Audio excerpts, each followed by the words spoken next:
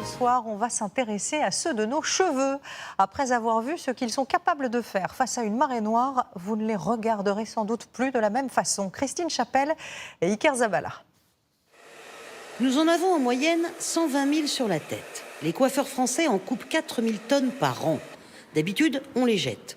Pourtant, ces cheveux sont une vraie mine d'or. Thierry Gras est coiffeur, il connaît par cœur leurs incroyables propriétés insoupçonnées. En voici quelques-unes. Il est solide, un cheveu ça tient 100 grammes, il est abrasif. En fait, si on prend une poignée de cheveux, on raye une vitre. Il est lipophile, donc il absorbe les hydrocarbures. Démonstration avec de l'huile et un boudin rempli de cheveux. Un seul kilo de cheveux peut absorber jusqu'à 8 litres d'hydrocarbures.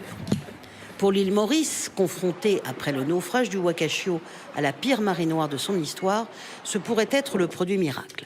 C'est pour ce genre de situation que Thierry récolte et stocke dans son entrepôt des cheveux venus de toute la France.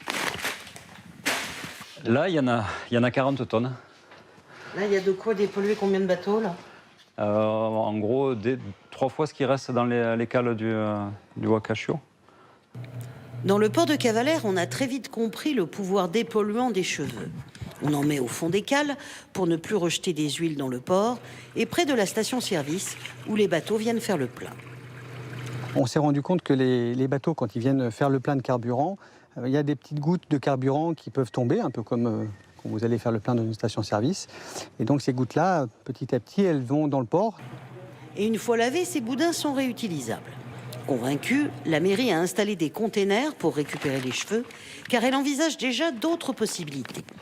Tapis de cheveux le long des routes pour éponger les eaux stagnantes, ou dans les garages pour les huiles, et même d'autres usages pour le moins insolites. Les cheveux repoussent les sangliers, donc jetés autour, mettons, d'une clôture. Le sanglier n'aime pas l'odeur du cheveu. Résistantes, absorbantes, isolantes, imputrescibles, nos fibres capillaires ont des super pouvoirs.